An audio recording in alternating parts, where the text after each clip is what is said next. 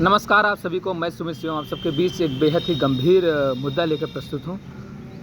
जैसा कि 15 अगस्त 2047 तक आशा की गई है कि भारत के एक विकसित राष्ट्र बनाने में पूरा सहयोग किया जाए। इन विकसित राष्ट्रों में क्या क्या होना चाहिए, क्या क्या योगदान होने चाहिए, आज तक क्या क्या हुए हैं, उन सब बातों की चर्चा आज हम करेंगे। जैसा कि मुझे लगता है एक विकसित राष्ट्र वो राष्ट्र होता है जिसकी जीडीपी प्रति व्यक्ति सकल आय जो होती है, जैसा कि परिभाषाओं में मानकीकरण करके कहा गया है, प्रति व्यक्ति जिनकी जो सकल आय होती है वो प्रति व्यक्ति अगर बढ़ जाए या फिर उस देश के औद्योगिकरण की क्षमता बढ़ जाए, उस देश को हम उस राष्ट्र को एक विकसित राष्ट्र की श्रेणी में रखते हैं। किंतु मैं ये नहीं समझता।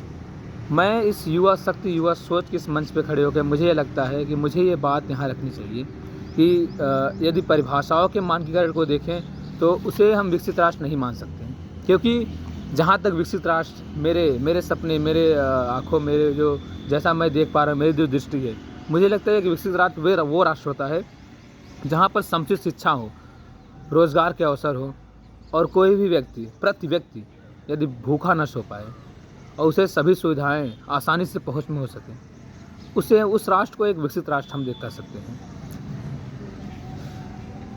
भारत के प्रथम प्रधानमंत्री जवाहरलाल नेहरू ने भी अपने प्रसिद्ध भाषण में कहा था, ट्रस्ट विशिष्ट में कहा था कि उन्होंने संकल्प लिया था कि मैं भारत से गरीबी, बेरोजगारी, रूढ़िवादिता आज को मिटाना है। सभी को स्वास्थ्य, शिक्षा, आवास, पेयजल जैसे मूलभूत आवश्यकताएं जब तक उपलब्ध नहीं कराई जा सकती, तब तक मैं राष्ट्र को विकसित राष्ट्र नहीं मान सकता हूँ।